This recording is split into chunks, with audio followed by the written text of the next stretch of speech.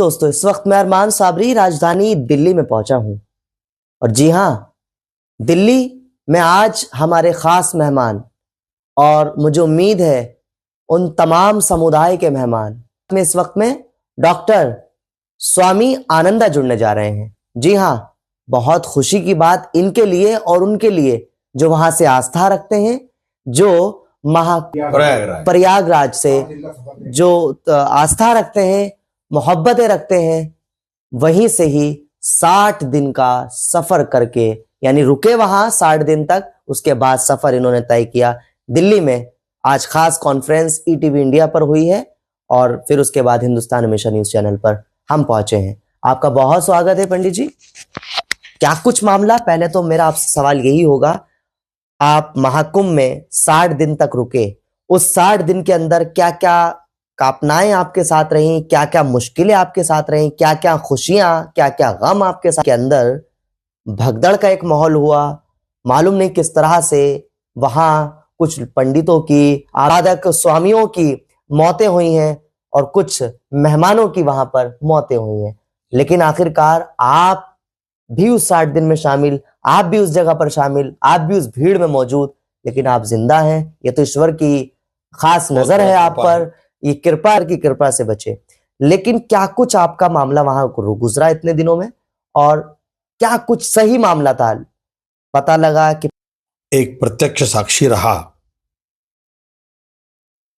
पहले 2 शाही स्नान जनवरी 13-14 को बहुत शांतिपूर्वक विधि विधान से हुआ, लेकिन जैसे जैसे मौनी अमावस्या का तीसरा शाही स्नान नजदीक आया जी, वीआईपीओं का भगदड़ और वीआईपीओं के 17 ब्रिजेस खोल के बाकी लाखों करोड़ आने वाले श्रद्धालुओं को सिर्फ 2 ब्रिज ओपन करना, वो भी 20 किलोमीटर दूर। और उसी दिन जब होम मिनिस्टर अमित शाह आए,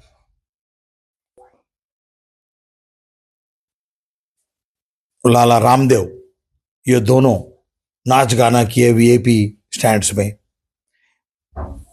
उस समय उनको सिक्योरिटी के लिए 3000 security Amit Shah and family, Jay Shah और उसका लड़का, और इधर 2000 सिक्योरिटी सीएम और लाला रामदेव। पूरा व्यस्त अस्त व्यस्त भगदड़ हो गया। लोग सब संगम में पहुंच गए और बाद में जैसा पुलिस को मालूम पड़ा लोग पहुंच गए, सब अपना अपना जो भी ये लोग कैरेजेस लगाए वो सब तोड़ के ये लोग चले गए।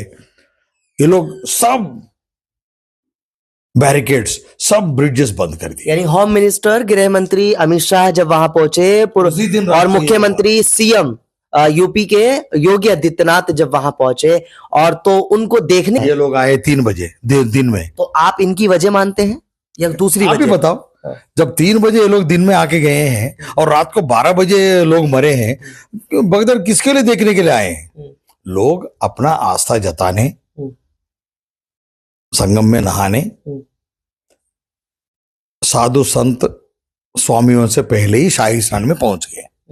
वो होना नहीं चाहिए था, वो रोका नहीं गया था, और पूरा प्रशासन का फेल्यूर रही। और उसके बाद से लेके आखिरी दिन तक, बोले तो शिवरात्रि तक, इतना गंदगी, इतना बदबू, इतना पानी खराब की एक्चुअली उधर नहाने लायक तो है ही नहीं। स्वामी जी, आपने कहा कि वहां गंदगी और पानी और नहाने लायक नहीं, लेकिन आप ही के समुदाय के कुछ लोग कहते हैं कि वो एक ऐसा पानी है कि हम और पूरे भारत के जो हिंदुत्व लोग हैं वो अपने पाप को धोने के लिए, अपने पाप को मिटाने के लिए वहां जाते हैं, और हम अपनी खुशनसीबी मानते हैं। उस गंदे पानी में अपने पाप को मिटाने के लिए लोग गए हैं। क्या आप इस चीज पर सक्षम हैं?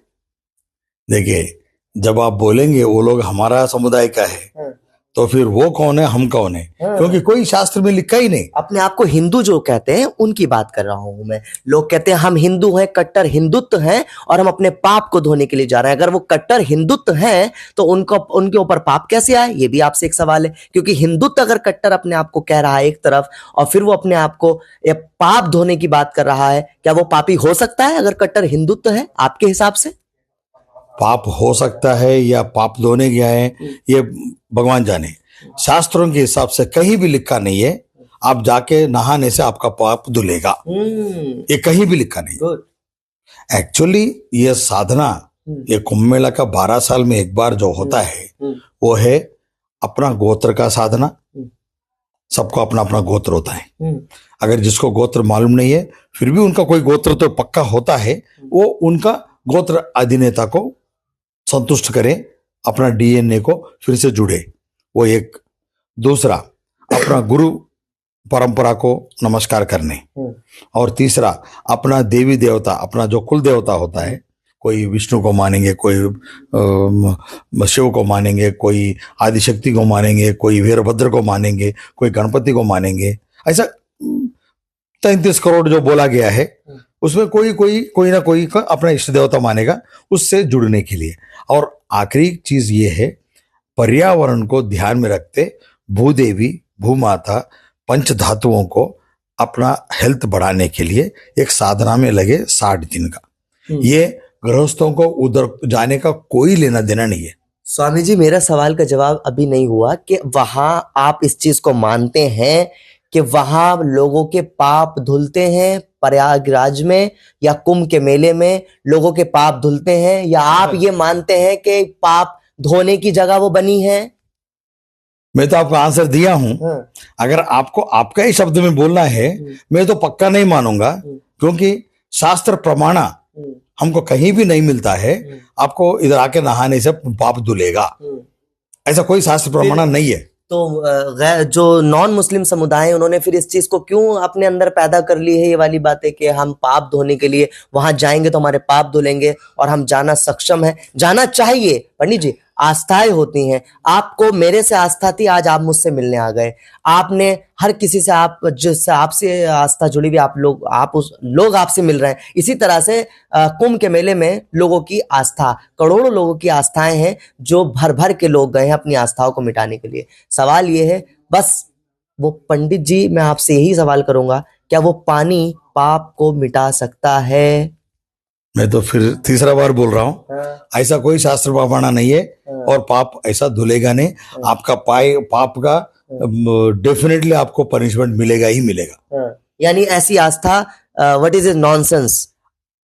आप ही बोला है नॉनसेंस। मैं आपसे क्लियर कर रहा हूं, नॉनसेंस या नॉट नॉनसेंस ऐसे लोगों के लिए। ये तो नॉनसेंस है ही, इसमें कोई शास्त्र आपको प्रमाण नहीं देगी। कोई शास्त्र, कोई ऐसी लाइन किताब में नहीं है कि वो हाँ पाप धुल रहे हैं, कहीं भी नहीं, पाप नहीं धुल सकते, कहीं भी नहीं है। अगर आप पाप किया है उसका पनिशमेंट होगा ही होगा, और बहुत लोग झेल भी रहे हैं। यानी ईश्वर इस बार पूरा यूपी का प्रशासन, पूरा यूपी का गवर्नमेंट एम्प्लॉइज, गवर्नमेंट का जितना भी कंपनी है, सब लोग आके उधर बैठे हैं। उनका क्या काम है इधर? उनको कौन सैलरी दे रहा है? उनकी आस्थाएं जुड़ी हैं इसलिए वो आ गए। भाई साहब, आस्था कहाँ लेके जाएंगे? जैसा आपने बोला है, घर में नहीं होगा क्या? गुड। आपका आस्था आपका घर में नहीं होगा क्या? अब उनकी आस्था तड़प रही है ना महाकुंभ के लिए। गृहस्थ नहीं, इस बार तो ये लोग धंधा बना लिए हैं। ओके, ये एक पॉलिटिकल स्टंट है, और 2027 में यूपी जीतना है, क्योंकि इस बार इन लोगों का स्केल नीचे आ रही है, वोट कम गिर रहा है। यानी स्वामी जी आप राजनीति की तरफ आ रहे हैं। चलिए मैं भी अब दोबारा इधर आज नहीं आ रहा हूँ, मैं ऑब्जर्वेशन बता रहा हूँ। इन लोगों का मनोबल कम हो रहा है, तो मनोबल बढ़ाएं और आरएसएस वालों को एक्टिवेट करें। और आरएसएस वालों को, बीजेपी का युवा मंच वालों को तो खुला छूट सांड जैसा छोड़ दिया गया है, ताकि वो लोग जितना भी अराजकता करे कोई पुलिस उनको रोके। आपको डर नहीं लग रहा? आप मैं तो खुले घूमते हैं। मैं तो मेरा खुद पिंड प्रदान करके निकला हूँ, मेरा गोत्र छोड़ दिया हूँ, मेरा सरनेम छोड़ दिया हूँ, मेरा पुराना नाम विश्वेश्वर शास्त्री छोड़ के 35 इयर्स हो गया है। मेरा पासपोर्ट में भी लोग कहते हैं आरएसएस वालों से डरना पड़ेगा, जब भी तो जीना पड़ेगा। आपको डर नहीं लगता? मेरा इच्छा है कि वो लोग मेरे को मार दे ताकि मैं भी महात्मा बन जाऊं। हाँ, मेरा भी मंदिर खुले, हाँ। ताकि लोग थोड़ा सोचे। भाई आरएसएस वाले अच्छे काम भी तो करते हैं ना पंडित जी। एग्जाम्पल एग्जाम्पल जैसे उनका खुद का कहना है आरएसएस के लोगों का कि हम वो गाँव लोग जो गाँव कह रहे हैं वो छोड़िए। हाँ, आपको अभी तक कौन सा अच्छा काम दिखा? हाँ। मेरे को तो नहीं दिखा। बचपन से मैं अभी तक देखा हूं। हाँ, मैं जाके उनका वो जो बोलते हैं ना कोजागिरी पूर्णिमा, शरद पूर्णिमा, उसके रात में लोग दूध उबाल के पिलाते हैं अमृत बना के। बहुत बड़ा बहस चली है। धर्म संसद बना के शंकराचार्य अभिमुक्तेश्वरानंद जी महाराज एक ऐसा मुहिम छेड़ा है। आपको, गवर्नमेंट को, अगर आप रियली सोचते हैं आप गौमाता का रक्षा करने आए हैं जी। आप हिंदुत्व का रक्षा करने आए हैं, हिंदुत्व का राज्य देश बनाना चाहते हैं, तो पहले आप गौमाता का रक्षा करो। गौमाता का बीफ एक्सपोर्ट बंद करो। अभी तक कोई कुंभ खत्म हो गया, अभी तक 10-15 दिन हुआ, अभी तक कोई शब्द नहीं है। 1966 में करपात्री महाराज जी से लेके 2014 में फर्स्ट हुंकार रैली हुआ। स्वामी जी, रैली होना अलग है, एक जगह बैठकर शोर मचाना अलग है। रैली भी किया और रामलीला मैदान में बैठे हम। हाँ। 2016 में बैठे हम, लेकिन अब 2025 है। 2018 में भी बैठे थे।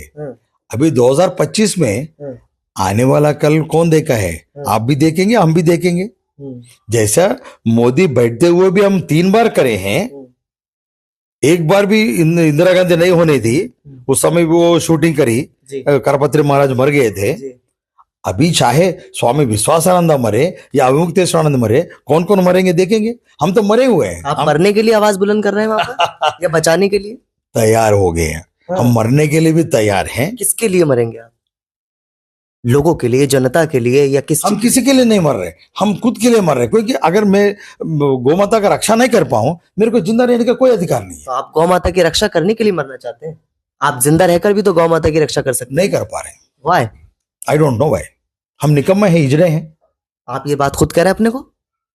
What is this? पूछा है? आपने पूछा है क्या? मेरे को कोई प्रॉम्प्टिंग कर रहा है? मेरे को मोदी जैसा कोई प्रॉम्प्टर है क्या? आपको लगता है प्रॉम्प्टर है? भाई साहब, ये हम बहुत पहले से भी बोल रहे हैं और आगे भी बोलेंगे। अगर मानव धर्म, अगर हिंदुत्व एक धर्म है, एक्चुअली वो भी बहुत बड़ा संकट में है। ये कुंभ मेला के बाद और 20-25 साल में हिंदुत्व आगे बढ़ने का कोई चांस नहीं दिख रहा है मेरे को। आपको ही तो नहीं दिख रहा, औरों को तो दिख रहा है ना। अगर आपको दिख रहा है तो ताली बजाइए। नहीं, मैं अपनी बात नहीं कर रहा, मैं और हिंदुत्व की बात कर रहा हूं। आने वाला जनरेशन जो 20-25 साल में, जो अभी 10-15 साल का है, जो 30-40 में आएंगे, उन लोगों का मन में अभी भी ऐसा एक रहा है कि हम लोग ढोंग हैं, हिंदुत्व तो सब झूठा है, कोई सच नहीं बताते। काम सारे चल रहे हैं लेकिन उनके, जिनकी आप बात कर रहे हैं। देखिए, पहले तालिबान को भी लोग ऐसा ही सोचे थे। Very good. लेकिन आज अफगानिस्तान का पैसा इंडिया से आगे गए, but they have got some constructive plans, but Hindutva का कोई कंस्ट्रक्टिव प्लान नहीं चल रहा है।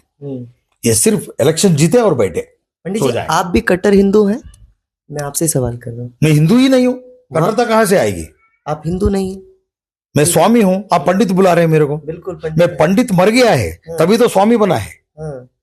पंडित विश्वेश्वर शास्त्री मरा था, अपना खुद का पिंड प्रदान करके स्वामी बना है, संन्यास लिया है। ये जब तक आपको नहीं मालूम पड़ेगा, दर्शकों को भी नहीं मालूम पड़ेगा। मैं पंडित, मरा हुआ पंडित हूं, जिंदा स्वामी हूं। और अगर मैं